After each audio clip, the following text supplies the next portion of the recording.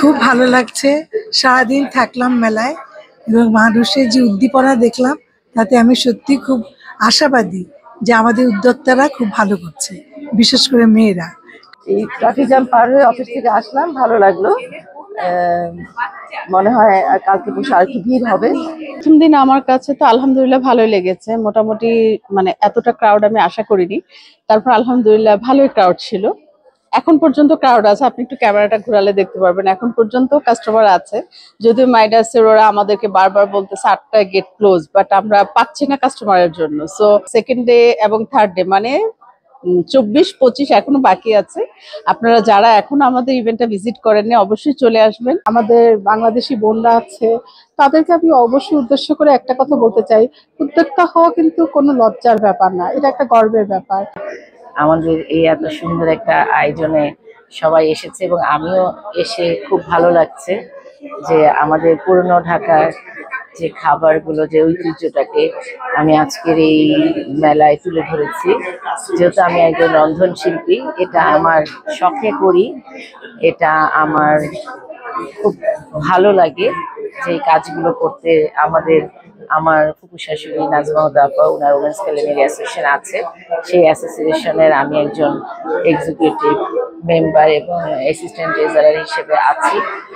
আমার নামটা তো আসলে শুরুতে বলাই হলো না, সেটা হলো আমার নাম হচ্ছে সুমাইয়া আশরাফ, অনেকে শিল্পী বলেও চেনে।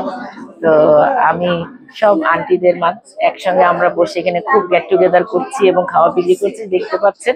আমাদের এখানে খুব মজা করে আমরা খাবার খাচ্ছি এবং সবাই আনন্দ করছে, গল্প করছে, খুব আনন্দ ঘন পরিবেশে খাবারগুলো যাচ্ছে। পুরনো ঢাকার যে থালিগুলো, নবাবী থালি, তারপরে নবাবী কাশ্মীরি হালুয়া, তারপরে এই ধরনের যে খাবারগুলো ঐতিহ্য, বাগরখানি ঐতিহ্যটাকে আমি তুলে ধরেছি।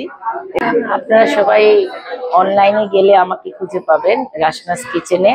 সব সময় আমি অর্ডার নিচ্ছি এবং আমার ক্যাটারিং সার্ভিসের মতো কাজও হচ্ছে। তো অনলাইনে গেলে আপনারা খুবই তাড়াতাড়ি আপনারা ডেলিভারিটা পেয়ে যাবেন। যদি আপনি ঘুরে দেখেন, ভালো লাগবে। আমরা আজকে এখানে মেলাতে এসেছি আপনার রে ইভেন্টস এবং উমেন্স কুলিনারি অ্যাসোসিয়েশনের যৌথ উদ্যোগে এই মেলা। তো আজকে আমরা এখানে কিছু আরাবিয়ান ফুডও নিয়ে এসেছি, পাশাপাশি আমাদের ঢাকারও কিছু ঐতিহ্যবাহী খাবার নিয়ে এসেছি। তো আমার এই ফেসবুক পেজটা, এটা আমি বেসিক্যালি অনলাইন করি, অনলাইন আমার চালানো হয়। এখানে মেলাতে আমার যে ফুডগুলো আমি সেল করছি সেগুলো আমি অনলাইনেও সেল করে থাকি। আপনারা অবশ্যই আমার সাথে থাকবেন, আব্দুল্লাহ ফিউশনের সাথে থাকবেন। আমার পেজের নাম আব্দুল্লাহ ফিউশন। প্রথম দিন আমার কাছে তো আলহামদুলিল্লাহ ভালোই লেগেছে, মোটামুটি মানে এতটা ক্রাউড আমি আশা করিনি। তারপর আলহামদুলিল্লাহ ভালোই ক্রাউড ছিল। এখন পর্যন্ত ক্রাউড আছে, আপনি একটু ক্যামেরাটা ঘোরালে দেখতে পারবেন এখন পর্যন্ত কাস্টমার আছে।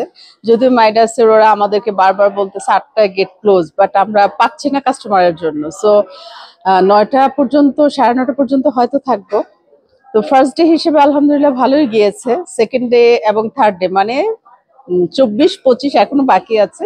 আপনারা যারা এখনো আমাদের ইভেন্টটা ভিজিট করেননি অবশ্যই চলে আসবেন। আমি তো একজন উদ্যোক্তা, তা অবশ্যই আমি আশা করব আমাদের বাংলাদেশে কিংবা বহির্বিশ্বে যারা আমাদের বাংলাদেশি বোনরা আছে, তাদেরকে আমি অবশ্যই উদ্দেশ্য করে একটা কথা বলতে চাই, উদ্যোক্তা হওয়া কিন্তু কোনো লজ্জার ব্যাপার না, এটা একটা গর্বের ব্যাপার।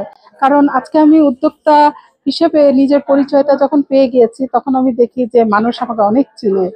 আমি আগে কিন্তু রান্না করতাম ছোট একটা পরিধির ভিতরে, সেটা ছিল আমার ঘরের রান্নাঘর। কিন্তু আজকে আমি যখন ঘরের রান্নাঘর থেকে বাইরে এসেছি, বিভিন্ন কোর্স করেছি এবং পাশাপাশি আমি আমার এই ফুডগুলাকে সুন্দরভাবে সাজিয়ে গুজিয়ে ফেসবুকের মাধ্যমে আমি এই ফুডগুলো সেল করে থাকি, তখন কিন্তু আমার কাছে খুব ভালো লাগে যখন বাইরের মানুষরা আমাকে বলে আপনার ফুডটা খুবই ভালো। এবং আমি রমজান থেকে শুরু করে সারা বছরই কিন্তু আমার ফুডগুলো বিক্রি করে থাকি। আমি মনে করি যে মেয়েরা ঘরে বসে আছেন তাদের জন্য অবশ্যই একটা কথা বলতে চাই, আপনার ঘরে এমনি বসে থাকেন না, আপনার গুণকে আপনি বিচার করতে দেন, মানুষের মাঝে ছড়িয়ে দেন আপনার গুণটা। উদ্যোক্তা হন, নিজেকে সব জায়গায় বড় পরিসরে ছড়িয়ে দিন এবং মানুষকে চিনতে দেন, আপনার গুণটা কি বিচার করতে দেন। আমি মনে করি মেয়েদেরকে শুধু রান্নাঘরে না, পুরো বিশ্বে তার রান্নার পরিধি ছড়িয়ে দেওয়া উচিত। এই প্রফেশনটা তো ডাক্তার ইঞ্জিনিয়ারের যেরকম সম্মান, শেফও একটা এরকম একটা মানে সম্মানের জায়গা। শেফ প্রফেশনটা মানে বইয়ের বিশ্ব যেরকম সুনাম, বাংলাদেশেও সেম সেম টু সেম। মানে এখন শেফ প্রফেশনটা অনেক মানে আপডেট হচ্ছে এবং মানুষজন জানতেছে, বুঝতেছে যে না, শেফও একটা পেশা।